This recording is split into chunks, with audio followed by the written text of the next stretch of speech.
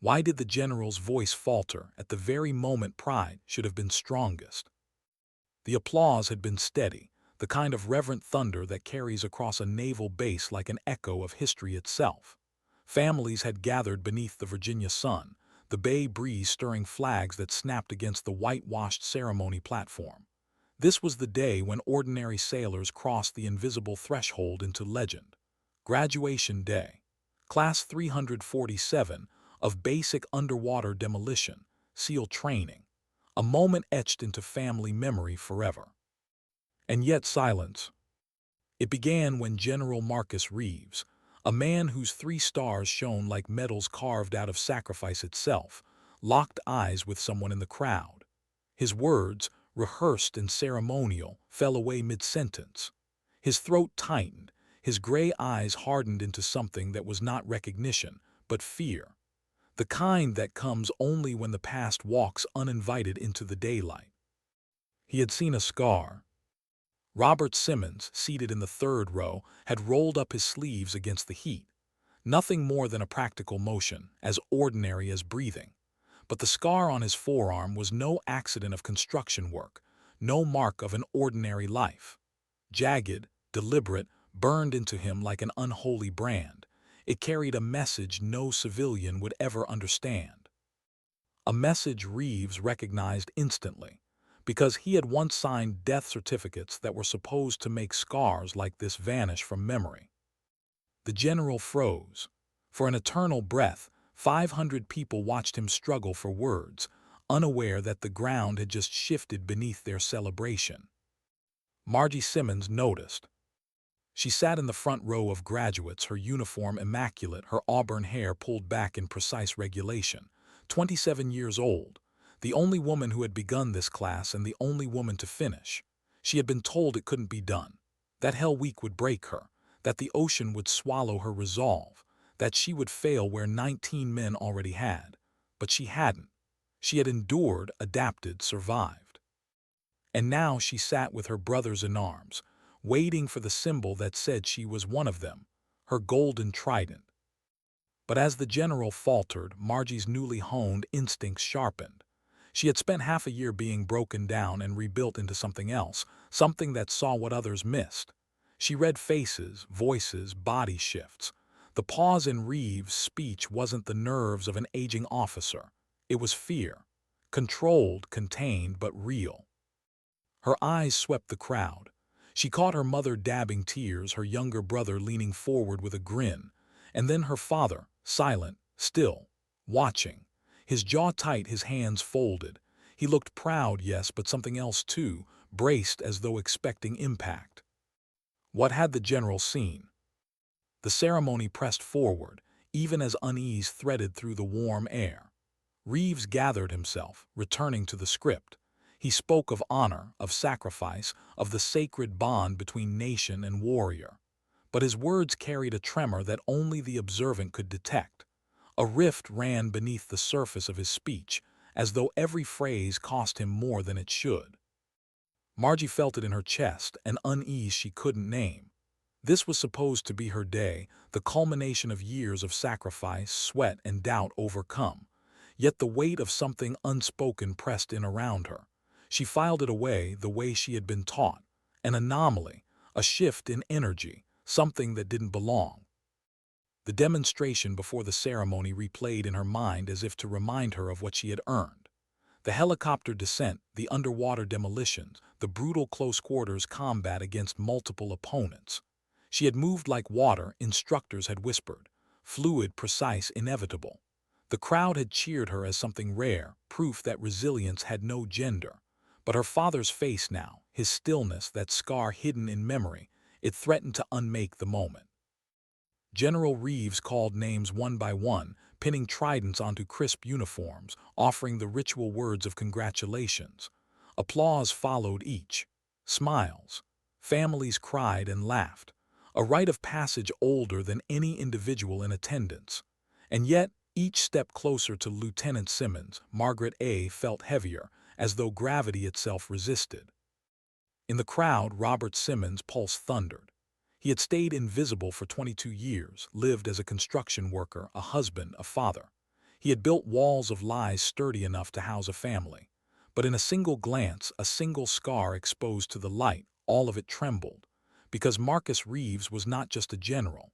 He was the man who had buried Bobby Simmons, declared him dead, written his end on paper, and told his parents a lie about a training accident at sea. Robert shifted in his chair, resisting the urge to leave, to vanish before his daughter's eyes turned questions into certainty. He wanted her to have this day unblemished, to stand tall, proud, unshadowed by a past she could never have imagined. But Reeves' stare told him it was too late. And then her name. Lieutenant Simmons, Margaret A.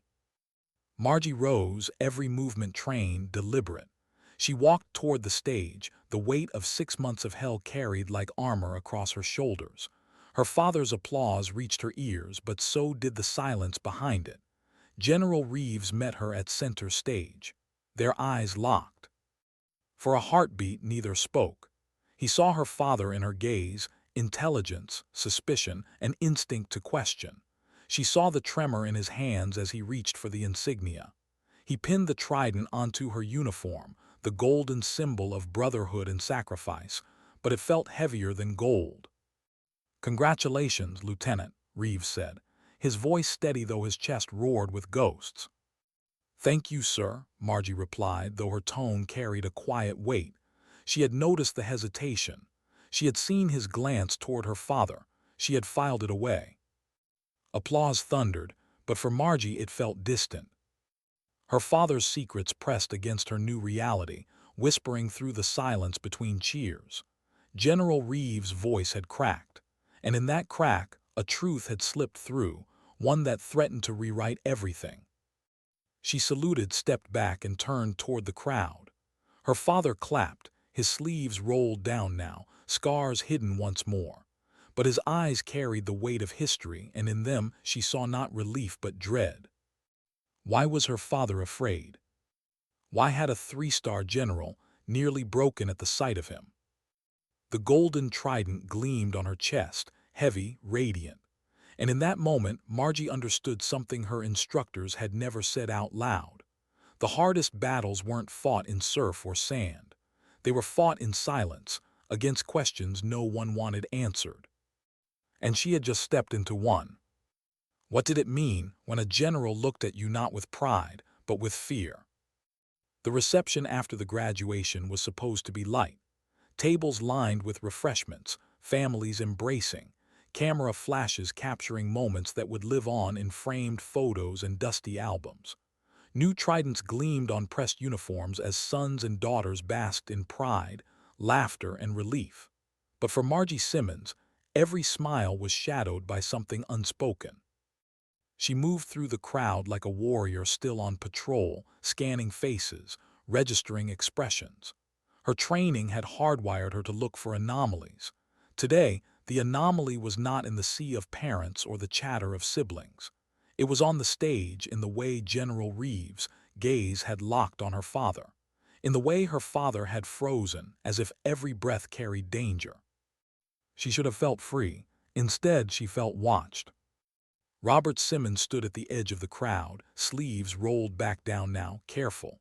He shook hands with other parents, smiled politely, even laughed once or twice. To anyone else he looked ordinary, unremarkable, a man proud of his daughter. But Margie caught the tension. The subtle way he positioned himself near exits. The way his eyes swept the area not with idle curiosity, but with tactical awareness. It wasn't new. She had seen it in him before on family trips in crowded stadiums, even walking through shopping malls. He always knew where the doors were, where strangers' hands lingered too long, where shadows held more than darkness. She had always written it off as habit, the instinct of a man who worked dangerous construction jobs and lived with the awareness of risk. But now it looked like something else, something trained. General Reeves moved through the reception too, offering congratulations, shaking hands, smiling for photographs.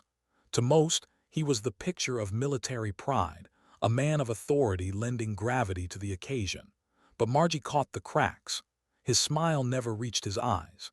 His hands trembled slightly as he accepted coffee from a catering tray. He looked not like a leader at ease, but like a man walking through a minefield. Their paths crossed inevitably. "Lieutenant Simmons," Reeves said, approaching her with the gravity of a man who had commanded nations. "Sir," she replied, posture straight, voice steady. "Your performance during training was exemplary. Few ever managed scores like yours. You've made history." "I had good motivation, sir." Her eyes flicked toward her family, my father especially. Reeves' jaw tightened almost imperceptibly. "Your father," he repeated, his tone measured, too deliberate. "What line of work is he in?" "Construction, sir. Owns a small company in Richmond." The general's eyes narrowed, scanning her face, as if searching for the lie she didn't even know she was telling. "Interesting. He looks familiar. Has he ever served in the military?" Margie felt her chest tighten. The question was simple, casual on the surface, but she recognized interrogation when she heard it. Her instructors had drilled it into her. When someone already knows the answer, their questions are never casual. "Not that I'm aware of, sir," she said carefully. "He's never mentioned it." Reeves studied her for a long moment, then offered a thin smile. "The Navy is fortunate to have officers of your caliber. I expect your career will be distinguished." He turned as if to leave, then paused. "A word of advice. Sometimes the most important battles are fought by people whose names never appear in history books. Remember that service to country can take many forms, and sometimes the greatest heroes are the ones who sacrifice everything, including recognition, for the greater good." It sounded like a lesson, but it felt like a warning. Margie nodded, masking her unease. "Yes, sir." As Reeves walked away, she felt the weight of the moment settle into her chest like an anchor. This wasn't conversation. This was something else, something coded, and her father was at the center of it. Across the crowd, Robert Simmons watched his daughter speak with the general. His stomach churned. He knew the look in Reeves' eyes, the cold calculation of a man deciding how to contain a threat. He had lived with that gaze once, 22 years ago, when his name had been crossed off the living and written among the dead. He clenched his fists to steady himself. He couldn't stop Reeves from making his move, but he could decide how to respond. Later, when the families began dispersing, Reeves stood alone near the parking lot, the sun dipping low across Norfolk's horizon. He watched the Simmons family from a distance. Patricia gathering cups and napkins, Jake laughing with other siblings, Margie radiant in her uniform. And Robert standing like a sentinel, hands loose at his sides, every movement careful, controlled. Reeves didn't flinch when the man approached. "General," Robert said, his voice carrying the gravel of years unspoken. "Staff Sergeant Simmons," Reeves replied quietly, "though I suppose it's just Robert now." "You look older," Robert said. "So do you." The silence stretched between them like a drawn wire. "I thought you were dead," Reeves said at last. "Officially, I am." How? The single word carried decades of guilt and unanswered questions. Robert studied him, eyes scanning the lot, measuring distance, exits, threats, old habits. "Does it matter now?" "It matters to the families," Reeves pressed. 17 men didn't come home. "They died because of bad intelligence and worse planning," Robert said, his voice flat, merciless. "Not because I survived." The words struck Reeves like a blow. He had lived with the narrative for 22 years, that Operation Nightfall had been necessary, that the losses were unavoidable. Hearing it framed as betrayal stripped away his excuses. Robert stepped closer, his voice low, sharp. "We walked into a trap and you left us there to die. You wrote death certificates while we rotted in a prison that didn't exist. That's the truth, Marcus." The use of his first name cut through the air like a blade. Rank and uniform fell away. They were just two men again, one who had signed lives away, one who had carried the scars. Reeves swallowed hard. Why now? Why surface after all these years? Robert's gaze softened slightly. "Because my daughter earned her place, and I wanted to see her get what she worked for. She has no idea about any of this. She thinks I'm just a construction worker who never served. She has clearance now, Reeves said grimly. High enough to access files that could expose everything. That makes her a risk. Robert's jaw tightened. She's done nothing wrong. She doesn't deserve to pay the price for decisions made when she was 5 years old. If she asks questions, you give her answers she can live with, or I'll give her answers you can't. It was a threat, yes, but more than that, it was a father's vow. Reeves felt it sink into him like iron. Robert Simmons wasn't just surviving anymore. He was protecting. The general exhaled, defeated. She's going to ask questions. She already noticed today. She's smart, curious. That's what makes a good SEAL. Then you'd better make sure her career survives the answers, Robert said. Because if it doesn't, neither will your secret. He turned and walked away, leaving Reeves standing in the twilight of Norfolk Naval Station, a ghost reanimated, a storm approaching. The ceremony was over. The real battle had only begun. That night the Simmons family drove back toward Richmond. Patricia drove, Jake dozed in the back seat, but Margie stayed awake, her eyes on her father. His silence was heavy, too heavy. Every telltale sign of stress was there. The tight jaw, the still hands, the faraway stare. Signs she had been trained to read. Signs that screamed of secrets. "Dad," she said softly, "are you okay?" "Just proud of you, sweetheart. Still processing everything." It was a lie, smooth, practiced, but a lie. She heard the delay before the words, saw the avoidance in his eyes, and she filed it away. "You seem to recognize that, General," she pressed. Her mother glanced at him in the rearview mirror, frowning. Robert didn't flinch, probably saw him on the news. Another lie, this one cleaner but still a lie. Margie leaned back, her trident heavy on her chest, her mind racing. The Navy had trained her to see what others missed, to question what didn't add up, and nothing about her father added up anymore. She closed her eyes not to rest but to think, to prepare. Because she knew one thing for certain, her father was hiding something, and General Reeves wasn't about to let it stay buried. What kind of secret makes a man summon his ghost to a bridge at dawn? The morning mist clung to Hampton Roads Bridge like smoke from battles long past.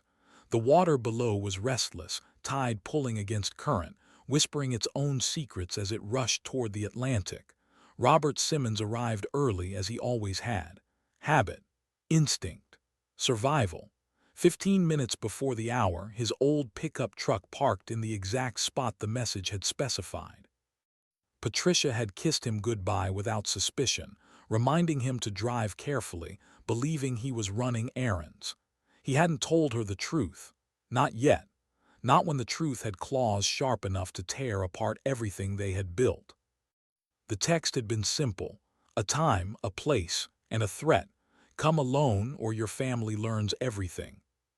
He had known the sender without needing a signature: Marcus Reeves. The black sedan appeared with military precision exactly at 800. Reeves stepped out not in dress blues but in khakis and a polo shirt. Civilian camouflage. He looked like any retiree out for a morning drive, but Robert saw through it. The stiffness in his shoulders. The way his eyes swept the horizon. Old warriors never stopped searching for threats. They met in the middle of the pedestrian walkway. Two men bound by decisions made decades earlier. "You came," Reeves said, his voice low, flat. "Did I have a choice?" Robert leaned against the railing, eyes on the churning water. "Nice touch with the threat to my family, very professional. I needed to be sure you'd listen." "I'm listening." Robert finally turned, his expression carved from stone. For a long moment, they studied each other. One carried the weight of scars burned into flesh. The other carried the weight of orders signed in ink that had condemned men to die.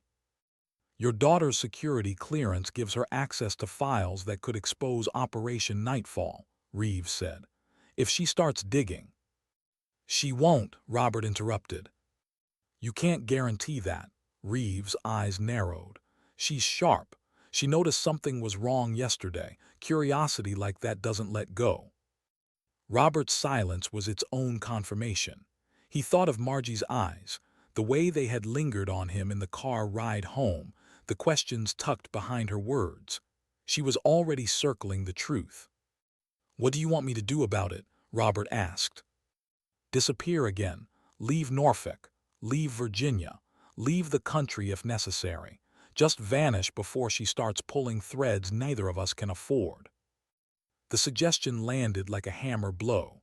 Leave his family, abandon Patricia, walk away from Jake, from Margie, from the life he had built out of lies and love. No, not again.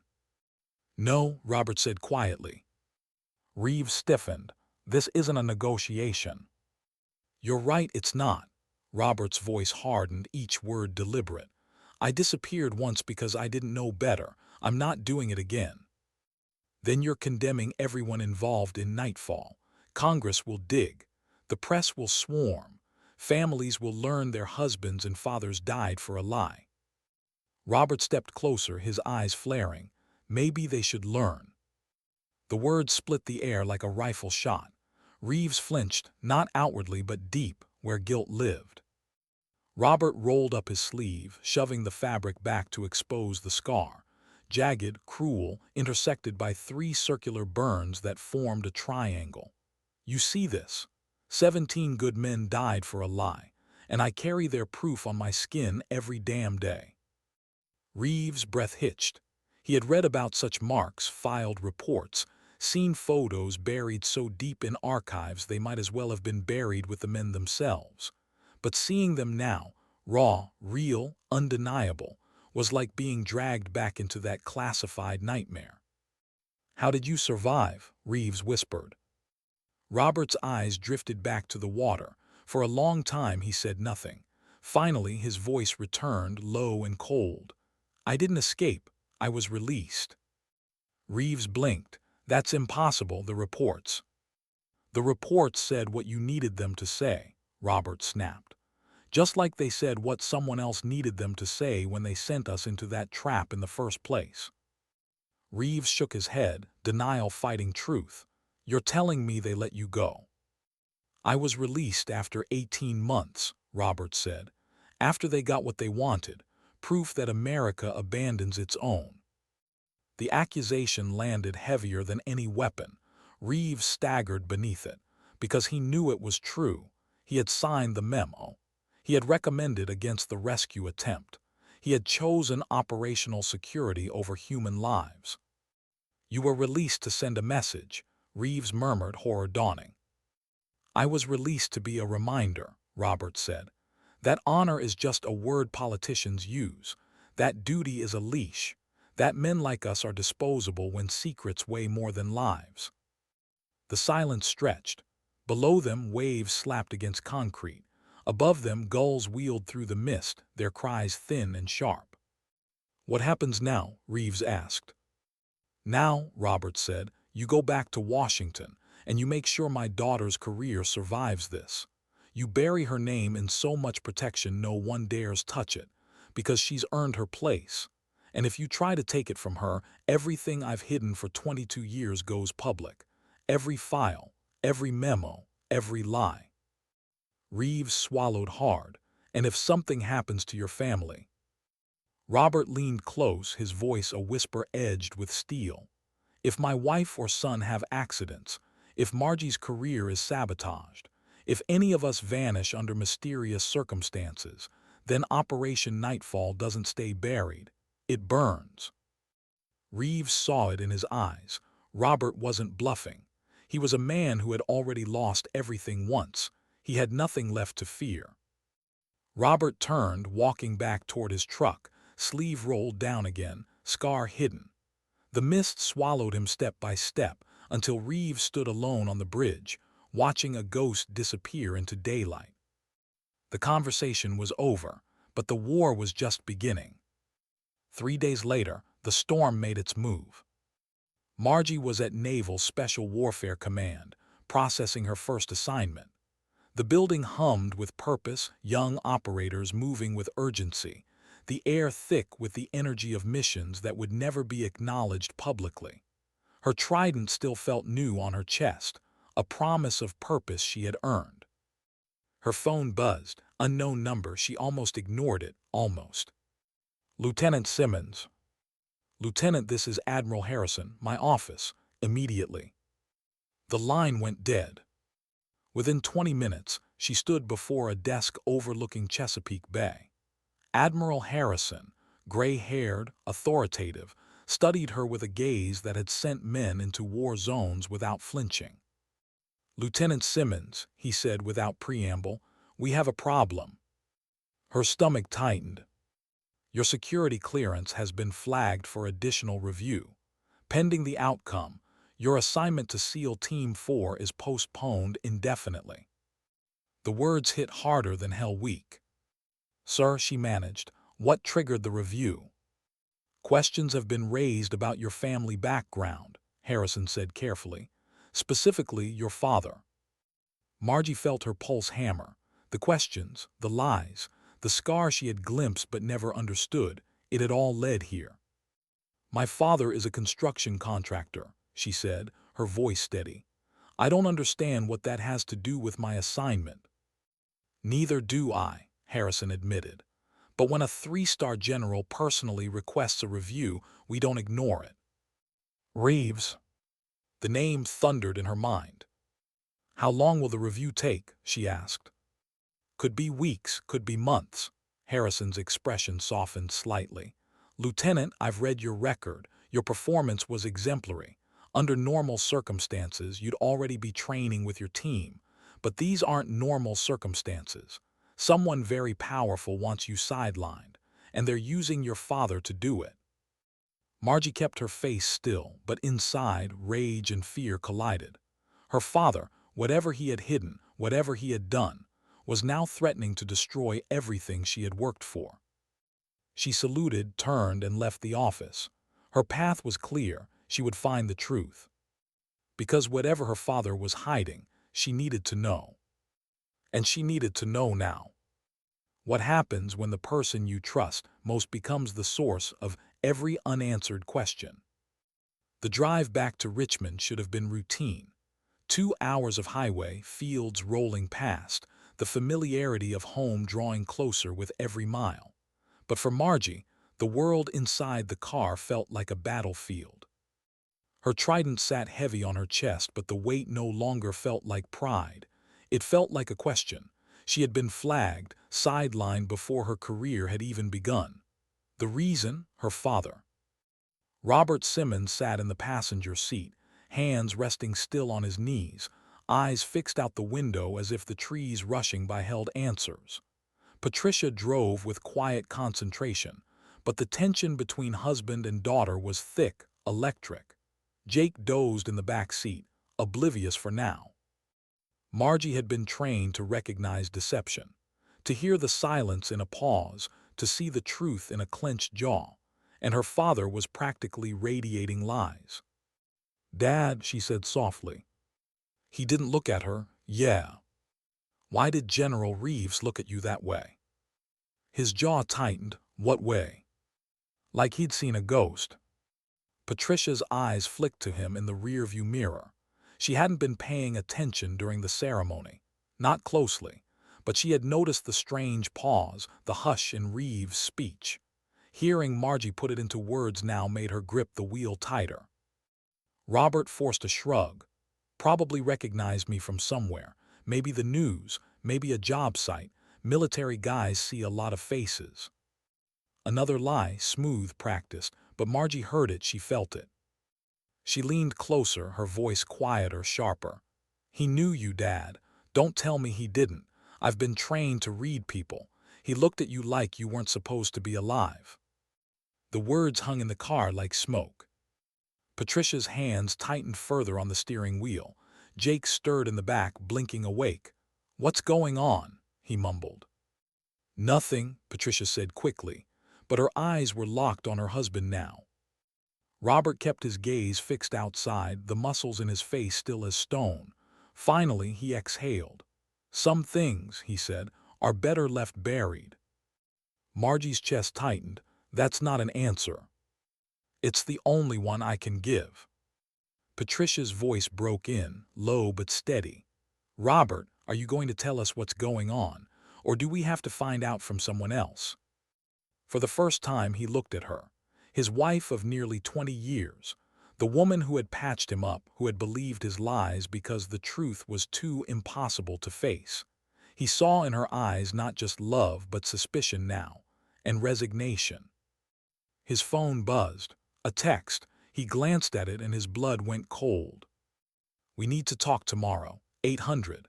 Hampton Roads Bridge. Come alone or your family learns everything. He closed the phone quickly, hiding the message, but not quickly enough. Margie saw the way his shoulders tensed, the flicker in his eyes. Another secret. Another anomaly. She filed it away.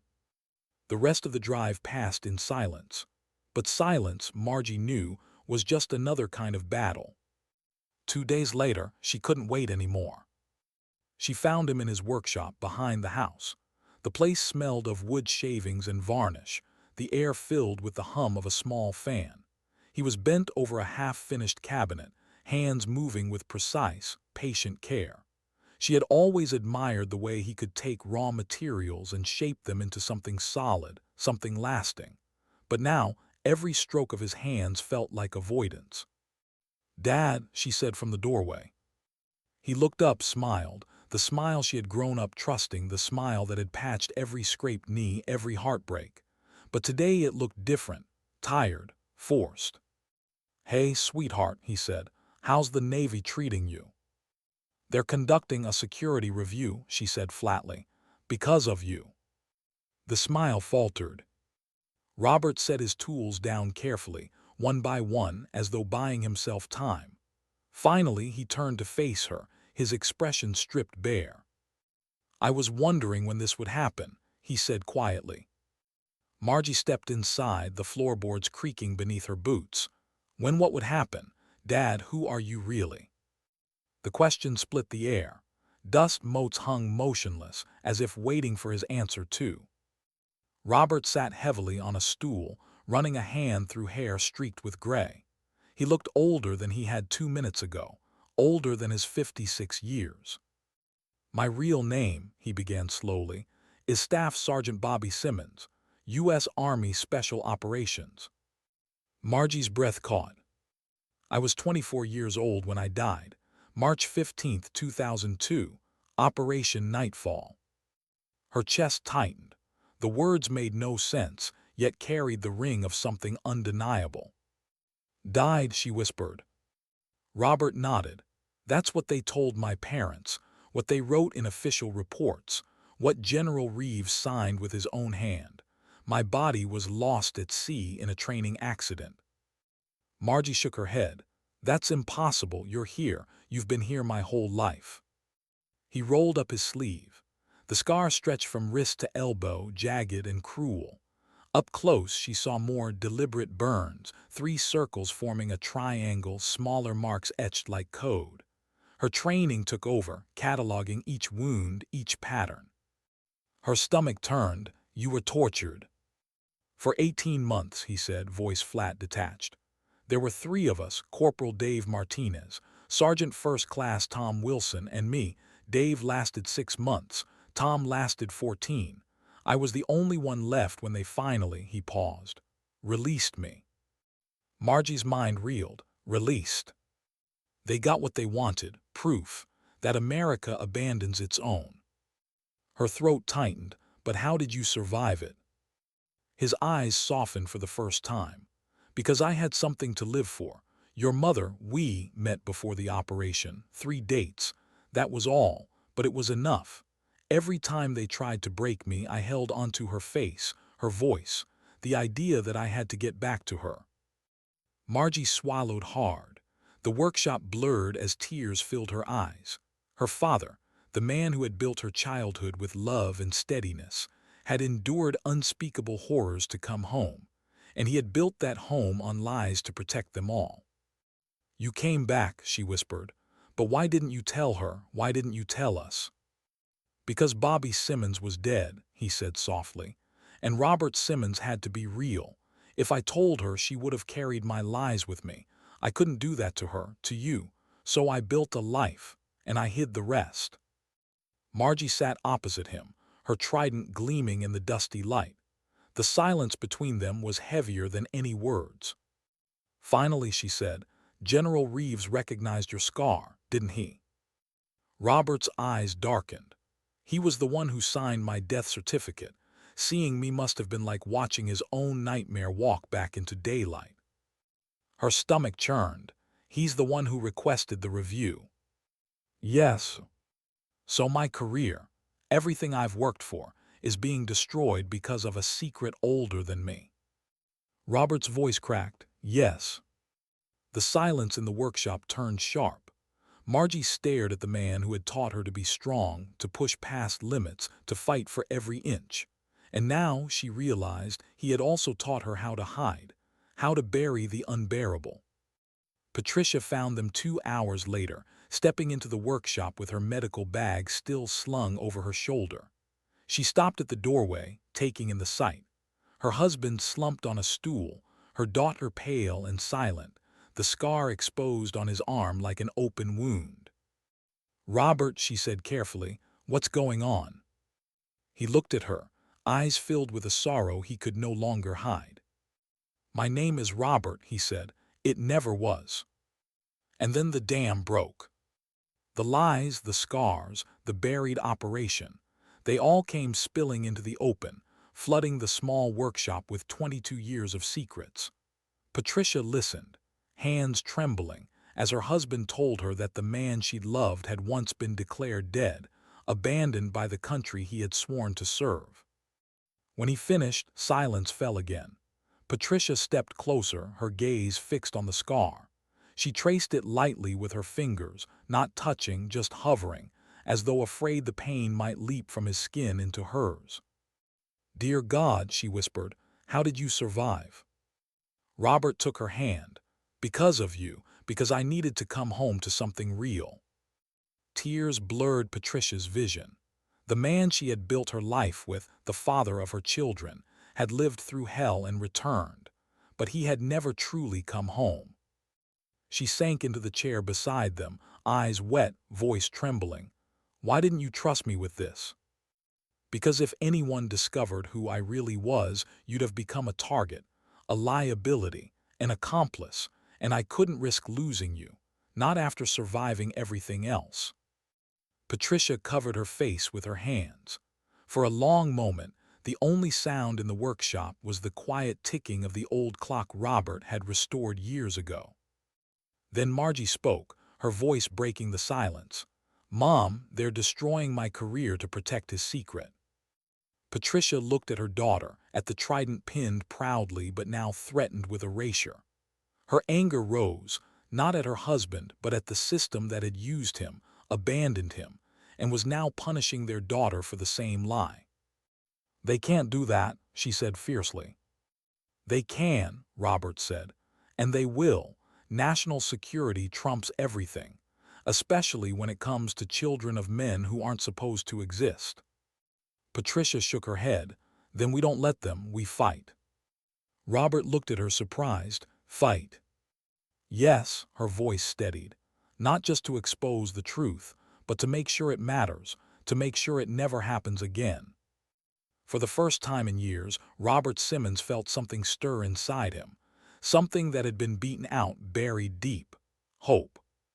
The family sat together, 3 points of a triangle, bound not by lies anymore but by a choice, whether to let the past destroy them or to finally bring it into the light.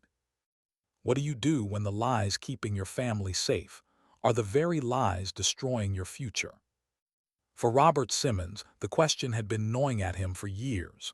But for Margie, it was brand new, and she wasn't built to sit still with unanswered questions. 2 nights after the workshop confrontation, the storm finally broke. Dinner was quiet, too quiet. Patricia pushed food around her plate, Jake scrolled on his phone, and Robert kept his eyes down. Margie's trident gleamed against her civilian shirt, a reminder of what was slipping through her fingers. The silence pressed heavier with every passing minute. Finally, Margie set down her fork. "Dad, I want the truth, not the fragments, not the pieces, all of it." Robert didn't look up. "It'll change how you see me." "It already has." Her voice was steady, sharp. "But I need to know, because if I don't, someone else will tell me their version, and I'd rather hear it from you." Patricia's hand brushed her daughter's. "She's right, Robert." Robert sat back, shoulders slumping. For a long moment he was silent. Then he stood, walked down the hall, and disappeared into the basement. Margie and Patricia exchanged a glance before following. The basement was cooler, lined with storage bins and old furniture. At the far wall, Robert knelt before a tool cabinet. He unlocked the bottom drawer with a key from his pocket. From it, he pulled a weathered wooden box, its edges scarred, the latch rusted. He set it on the workbench and opened it. Inside were folders, photographs, and a small, battered notebook. Everything smelled faintly of salt and metal, like the sea had never quite let it go. Margie stepped closer, her breath catching as she saw what lay inside. Military dossiers, mission maps, black and white photos of men in uniform, 17 faces, each one marked with a red X across the corner. She recognized the handwriting, her father's. "These were my brothers," Robert said, his voice low. "The men of Nightfall." Margie picked up one photo, a dark-haired man with a crooked grin, barely older than she was now. "Who's this?" "Corporal Dave Martinez," Robert said softly. He was 22, newly married. He kept a photo of his wife in his boot. "I still remember how he used to hum old songs when we were out on patrol, like he was trying to remind himself there was still music in the world." Margie's throat tightened. She set the photo down and picked up another, a stocky man with tired eyes. "Sergeant First Class Tom Wilson," Robert said. 13 years in. He was the one who kept us together. Every time we broke, he reminded us why we couldn't. He lasted longer than either of us should have. Patricia touched one of the photos gently, her fingers trembling. "You kept these all these years?" Robert nodded. "Because someone had to remember them as more than numbers in a report." Margie flipped through the files, her pulse quickening. Maps of Afghanistan marked with routes and coordinates. A briefing document stamped top secret. And at the bottom, a letter with the Department of Defense seal, signed by Marcus Reeves. She read aloud. "Due to lack of actionable intelligence and risk of further compromise, rescue operations deemed non-viable. Effective immediately, Operation Nightfall casualties are considered unrecoverable." Her voice cracked on the last word. Robert's eyes were hollow. "That was the day we were erased." Patricia covered her mouth, tears slipping down her cheeks. "They just abandoned you." Robert rolled up his sleeve again, showing the scar. "This is what abandonment looks like." Margie swallowed hard, anger burning in her chest. "They lied to everyone, to your family, to Mom, to me." "They did more than lie," Robert said. He picked up the battered notebook, flipping it open. His handwriting filled every page, names, dates, scraps of memory scrawled in the dark. "They buried us. They made sure no one would ever know. Nightfall wasn't just a failed mission. It was erased on purpose, because admitting it happened would have exposed things the government couldn't afford. Intelligence deals gone wrong, collaborators inside command, politics over people." Patricia's hands trembled as she reached for the notebook. "You kept all this?" Robert nodded. "Because someday I knew the truth would matter." Margie's heart pounded. "That's why Reeves is coming after me. Not because of what I've done, but because of what you survived." "Yes." Her eyes locked on him. "Then tell me this. Why did they let you go? Why didn't they kill you like the others?" Robert's gaze darkened, haunted. "Because I was supposed to deliver a message." "What message?" He leaned forward, voice low, almost trembling. "That America abandons its own. That no soldier should trust his leaders. They wanted me alive, scarred, broken, proof. and they knew Reeves would see me as a liability the second I resurfaced. Margie's stomach turned. The puzzle pieces clicked together, but the picture they formed was darker than she could bear. Patricia pressed her hand against her husband's. "And you've carried this alone all these years." Robert nodded, his eyes wet. "Because if I didn't, you'd all pay for it, and now you're paying anyway." Margie felt rage rising, not at her father but at the system that had stolen his life and was now trying to steal hers. "What do we do?" she asked. Robert studied her, his daughter, his reflection, his second chance. "That's the question, isn't it? If we fight, we risk everything. If we stay quiet, they win." Margie picked up the trident pinned to her chest, running her fingers over its sharp edges. "I didn't fight through hell weak, drown-proofing, and everything else just to let them erase me.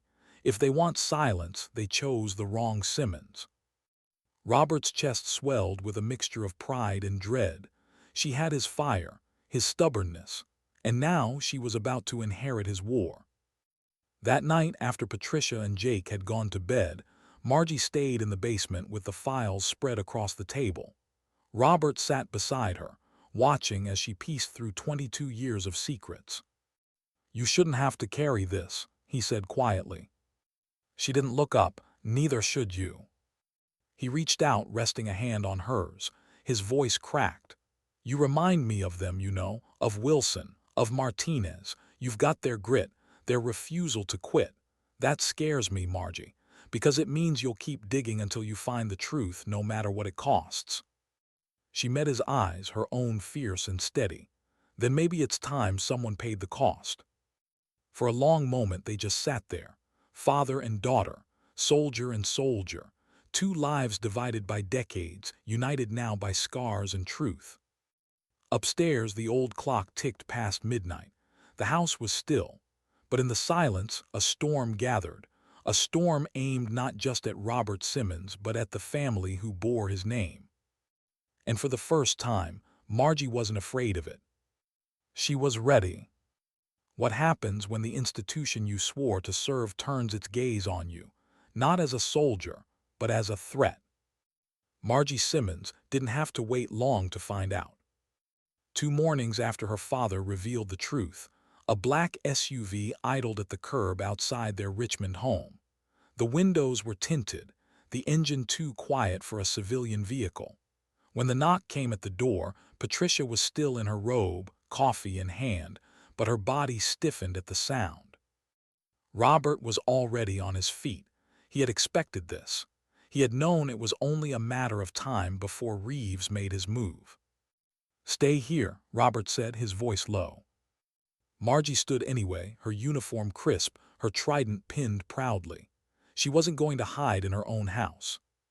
2 men in suits waited on the porch. Their demeanor was polite, professional, but their eyes were cold. One flashed a badge, Naval Criminal Investigative Service. "Lieutenant Simmons," the taller one said, "we need you to come with us." "On what grounds?" Robert asked, stepping between them and his daughter. "This is a matter of national security," the agent said evenly. "Your daughter's clearance review requires an interview. She'll be back before evening." Patricia's hand gripped Margie's arm as though holding her there could keep her safe. Margie placed her hand over her mother. "It's okay. I've got this." Robert's jaw tightened. He wanted to stop it, to drag her back into the house, to put his body between her and the world that had already taken so much from him. But Margie's eyes were steady, determined. She wasn't a child anymore. She was a seal. "I'll go," Margie said. The SUV swallowed her whole, doors shutting with a finality that felt too much like a cell. The interview room was cold, sterile, stripped of anything human. Margie sat straight-backed at the table, her hands folded in front of her. Across from her, the NCIS agents flipped open a folder. The pages inside weren't about her. They were about her father. "Lieutenant," the tall one began, "your record is extraordinary. You endured training most men can't. You have the makings of a stellar career. But careers can collapse quickly if questions aren't answered." What kind of questions? Margie asked. About your father. She kept her face calm, her pulse steady. What about him? Tell us about his military service. My father never served, she said evenly. The shorter agent slid a photo across the table. Her father, 24 years old in fatigues, the army patch on his shoulder, alive, smiling, a photo she had never seen before. Are you sure about that, Lieutenant? Her stomach twisted, but she didn't flinch. That's not the man I grew up with. The agents exchanged a look. The taller one leaned forward. Your father's name appears on a classified casualty list from 2002, Operation Nightfall. Do you know what that means? I don't, she said flatly. Then allow me to clarify. It means your father was declared dead in the service of his country. And yet, he's very much alive, living under an assumed identity. That raises serious questions about you, about your loyalty, about whether you've been compromised. Her chest tightened. She had trained for interrogation. She knew the tricks, the pauses, the feigned casualness, the repetition meant to pry open cracks. But this was different. This wasn't some exercise. This was her life, her career, her family. I serve my country, she said firmly. I've earned my trident. Nothing changes that. The shorter agent studied her. Unless it turns out your career is built on a foundation of lies. Her jaw clenched. She wanted to lash out, to slam her fist on the table, to shout that the lies weren't hers. But that would give them what they wanted, an outburst, a weakness. Instead, she inhaled, let the silence stretch. The taller agent leaned back. We'll be in touch, Lieutenant. For now, your assignment remains on hold. Until we're satisfied you're not going anywhere near a SEAL team. They dismissed her like a problem, not a person. Back in Richmond, Robert paced the living room until headlights cut across the curtains. He opened the door before Margie even reached the porch. They know everything, she said, stepping inside. Nightfall, the death certificate, the alias, all of it. Patricia's hand flew to her mouth. Oh God. Robert closed his eyes. He had tried for 22 years to keep the past buried, and now it was clawing its way out, dragging his daughter down with it. What did you tell them? He asked. The truth, Margie said bitterly, that I don't know anything, that my father never served, but they showed me your photo, Dad, in uniform, alive. Her voice cracked. They know. Robert dropped onto the couch, burying his face in his hands. The fight he had been dreading was here. There was no more hiding. Then we don't wait for them to write the story, Patricia said suddenly, her voice firm. We tell it first. Robert looked up startled. Pat. No, her eyes blazed. They already destroyed you once. They're trying to destroy her now. If you keep quiet, they win again. But if you speak, if you tell the truth, you take their power away. Robert shook his head. You don't understand. The truth won't just destroy me. It'll bring down careers, generals, politicians, maybe even topple programs that keep this country standing. Then maybe those programs don't deserve to stand, Patricia shot back. The room fell silent. Margie's heart pounded. She looked at her mother, then at her father. For the first time, Patricia wasn't just a nurse holding the family together in quiet strength. She was fire. She was done being silent. Robert rubbed his face, torn between dread and relief. He had carried the burden alone for so long. To speak it aloud, to give it shape, was both terrifying and liberating. Dad, Margie said softly, what do they want from me? To break you, he said. To make you question yourself, to make you walk away before you become a bigger threat. Then they don't know me very well, Margie replied. Robert stared at her.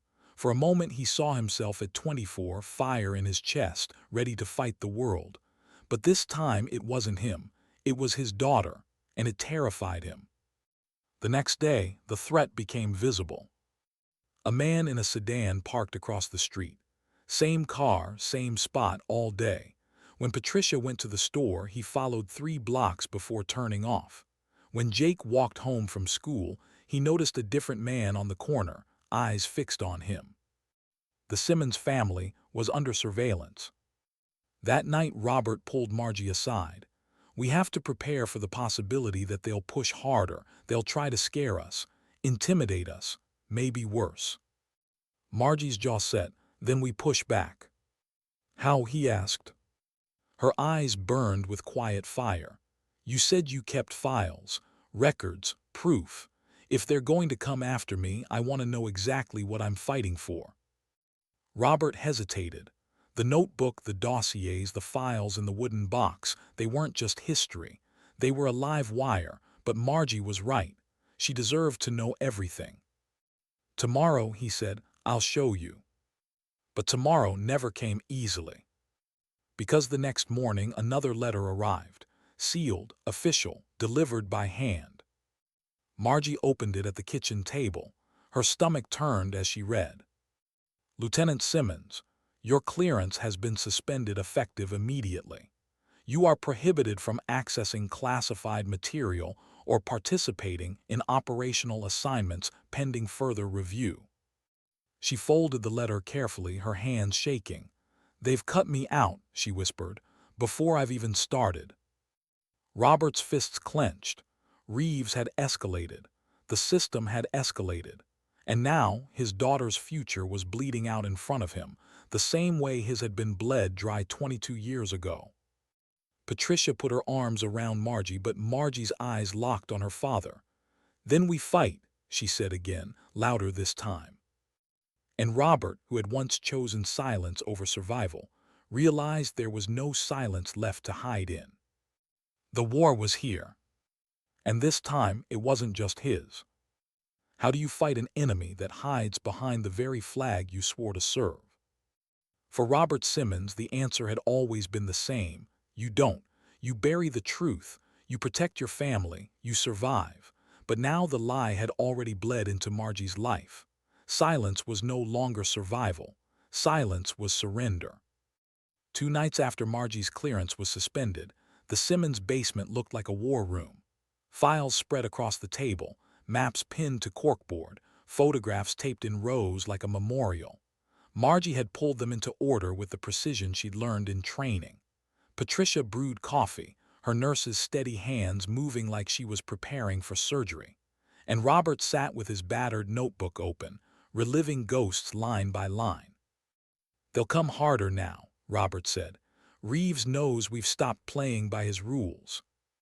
Margie leaned over the table, eyes scanning the files.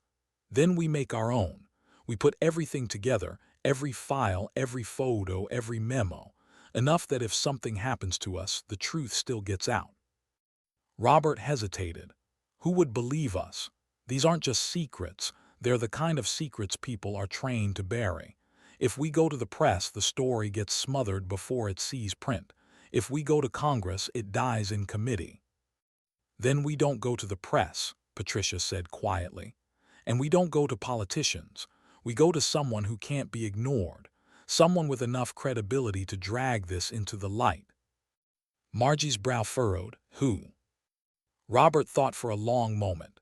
Faces flickered through his memory, men in uniform, men in suits, men who had signed papers with the weight of lives. Most were compromised, but one name lingered. "Colonel Nathan Cole," he said finally. Margie looked up. "Who's he?" "Back in 02, Cole was in logistics," Robert said. "He was the only one who questioned the nightfall orders before they went out, said the intel didn't add up. He was overruled, but he put his objection in writing. That nearly cost him his career. Last I heard, he retired to North Carolina, lives quiet, teaches history at a small college." Margie's pulse quickened. If he saw the files, if he confirmed them, his word could force people to listen. Robert nodded grimly. "But reaching out to him will put a target on his back. The moment we move, Reeves will know." Patricia's voice cut through the tension. "Then we move carefully, quietly, together." The plan formed in silence. Not perfect, not safe, but better than waiting to be erased. The next morning, Robert and Margie drove south in the old pickup. Patricia stayed behind with Jake, her eyes steady even as fear pulled at the edges. "Be careful," she whispered, pressing a small wooden cross into Robert's hand. He wasn't religious, but she had always been. He squeezed it once before tucking it into his pocket. The drive to North Carolina was long, the roads winding through forests and small towns that looked untouched by war or politics. But Margie's mind wasn't on the scenery. It was on the scar on her father's arm, the files in the box at her feet, the way her future was now bound to a past she had never chosen. "You could have walked away," she said suddenly. Robert glanced at her. "From what?" "From all of this, from Mom, from me. You could have stayed dead." His hands tightened on the wheel. "I thought about it, a lot. There were nights in that cell when dying seemed easier than living.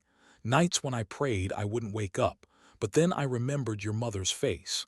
I remembered the sound of her laugh. And then I thought, if I can get back, maybe I can build something real. Maybe I can prove I wasn't just abandoned, that I mattered." Margie swallowed hard. "And you did. You built a family. You built me." His throat tightened. "And now I might be the one to destroy you." She shook her head. "No, Reeves is trying to destroy me. You're giving me the truth. That's the difference." Silence stretched between them, but it was softer now. Not absence, but understanding. They found Cole in a small classroom at a community college, lecturing to a handful of students about the Peloponnesian War. His hair was white, his posture stooped, but his voice still carried the weight of command. When class ended, he spotted Robert in the doorway. His eyes widened. "My God," he whispered, "Bobby." Robert gave a small nod. The two men embraced awkwardly, the past crashing between them. Cole pulled back, scanning him like a man looking at a ghost. "I thought you were dead." "So did everyone," Robert said. Margie stepped forward, introducing herself. Cole studied her trident, then her eyes. "Your daughter." Robert nodded. Inside Cole's office, the files spilled across his desk. He read them slowly, carefully, his hands trembling as he flipped through memos and maps. "It's all here," Cole murmured. "Everything I suspected, everything they buried, you kept it all." Robert leaned back, weary. "And now they're trying to erase my daughter the way they erased me." Cole's face hardened. "Reeves." Margie nodded. "He's the one pushing the review. He's the one cutting me out before I've even started." Cole closed the folder gently. "Then you don't have much time.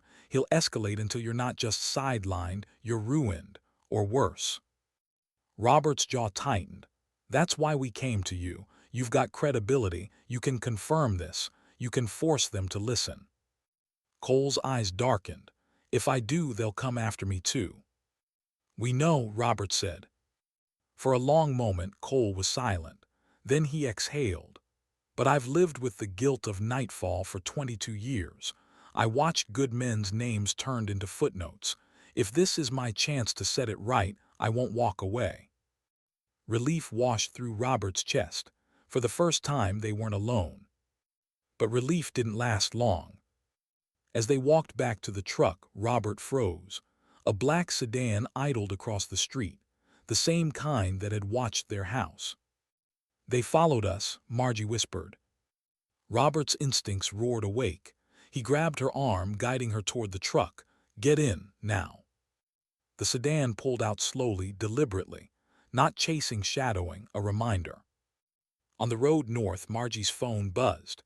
A message from an unknown number. "You're making a mistake, Lieutenant. Walk away before you join your father in the shadows." Her chest tightened. She showed Robert. His jaw clenched, his hands gripping the wheel tighter. "They know we met Cole," he said. Margie's voice was steady, but her heart pounded. "Then they know we're not afraid anymore." Robert glanced at her, pride and fear colliding in his eyes. "You sound like a soldier." "I am one," she said, "with or without their approval." Back in Richmond that night, the family gathered around the kitchen table. Cole's voice on speakerphone promised he would draft a statement, assemble the documents, and prepare to go public if anything happened to them. The safety net was thin, fragile, but it was something. Patricia looked at her husband, her daughter, then the phone. So what now? Robert's eyes hardened. Now we wait for Reeves to make his next move. But Margie shook her head. No, we don't wait, we go to him first. The room fell silent. Robert studied her, torn between pride and terror. You don't know what you're saying. Yes, I do, she said firmly. I'm not going to let him bleed me out piece by piece. If he wants me to quit, he's going to have to look me in the eye when he says it. Her voice carried a steel that reminded Robert of himself, long ago. Patricia reached for her daughter's hand. If you do this, you won't be able to take it back. Margie squeezed her mother's hand. Neither could he, neither could Dad. This is our turn to choose. Robert exhaled slowly. The choice was made. The storm had been circling them for weeks. Now it was time to step into it. What does courage look like when silence has been the safer choice for decades? Margie Simmons learned the answer in a room where power and fear shared the same air. General Marcus Reeves had agreed to meet her. Not officially, not in uniform, not inside a briefing room lined with flags and medals. No, he had chosen a private office in a gray, windowless building near the Naval Yard, a place where conversations left no paper trail. When Margie entered, she carried nothing but her trident pinned to her chest. Robert had wanted to come, had nearly insisted, but she refused. This was her fight now. Reeves stood when she entered, though the gesture felt more like control than respect. He gestured to the chair across from him. Lieutenant. She sat, her posture steady, eyes unflinching. Sir. For a moment silence filled the room. Reeves studied her, his jaw tight, his fingers steepled. She studied him back, every flicker of his expression filed away, the way she had been trained. You've made this difficult, he said finally. I earned my place, Margie replied. You're the one making it difficult. His eyes narrowed. Do you know how many men would kill for the chance you've had? To wear that trident, to join that brotherhood. You've done it, against every odd, but you're about to throw it away. Because of my father. Because of what your father represents, Reeves corrected sharply. A reminder of failure, of betrayal, of secrets that never should have walked back into daylight. Do you have any idea what happens if nightfall resurfaces, if the families learn the truth, if Congress starts asking questions? Margie's pulse hammered, but her voice was steady. Then maybe they should. Reeves leaned forward, his voice low, sharp. Be very careful, Lieutenant. There's a difference between courage and recklessness. Your father never learned it. He should have died in that desert like the others. That scar on his arm isn't proof of survival, it's proof of weakness. Proof that he let himself be used.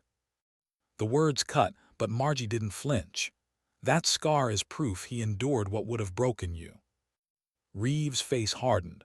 For the first time, his composure cracked. You think you know what you're saying, he snapped. But you don't. The world isn't built on truth, Lieutenant. It's built on control, on what people believe, not what actually happened. If you want a career, if you want to wear that trident with pride, you'll stop digging. You'll walk away from this. You'll let your father stay buried. Margie leaned forward, her voice quiet but fierce. I didn't fight through hell weak, drown-proofing, and every mile of surf torture just to be told I should quit. You can bury my father's name. You can bury the men of Nightfall, but you will not bury me. Reeves stared at her. For a long moment the room was silent except for the faint hum of the air conditioner. Then he sat back, his expression cooling. You sound just like him, Reeves said. Margie held his gaze. Then you know I won't break. The meeting ended with no signatures, no agreements, just silence. But as Margie walked out, she knew Reeves had understood something important. She wasn't a threat he could erase with a memo. She was a storm he couldn't contain. When she stepped back into the sunlight, Robert was waiting across the street, leaning against the truck. His face tightened when he saw her, searching her eyes for signs of defeat. Well, he asked. She climbed into the passenger seat, staring out at the bay. He wanted me to quit, to walk away, to bury you again." Robert gripped the wheel. "And what did you say?" She turned to him, her eyes steady. "I said no." Relief, pride, and dread all crashed together on his face. He started the engine, the old truck rumbling to life. That night back in Richmond, the Simmons family gathered around the table again. The files still lay spread across the basement, but something had shifted. The weight of the secret was no longer theirs alone. Colonel Cole had his copy, safeguarded. Margie had faced Reeves and refused to bend. For the first time, the silence felt less like a prison and more like a choice. Patricia reached across the table, her hand covering Robert's. "So what now?" Robert looked at his daughter, then at his wife. His voice was quiet, almost fragile. "Now we live. We don't hide. We don't wait for permission. We live." Margie touched the trident on her chest. It no longer felt heavy with doubt. It felt like armor, not just for herself, but for the men whose names had been erased, for the father who had carried his scars in silence, and for the mother who had stood by them both. Later, lying awake in her room, Margie replayed Reeves' words in her mind. "The world isn't built on truth. It's built on control." Maybe he was right, but control wasn't dignity, and truth, even when buried, had a way of breathing back to life. She thought of her father's scar, of the men in the photos, their faces frozen in time, of Reeves, haunted by the ghost he had tried to bury. And she realized something. Courage wasn't the absence of fear. It wasn't about winning battles or collecting medals. It was about refusing to let silence write the final chapter. The trident gleamed faintly in the moonlight. Sometimes dignity doesn't speak. It simply acts.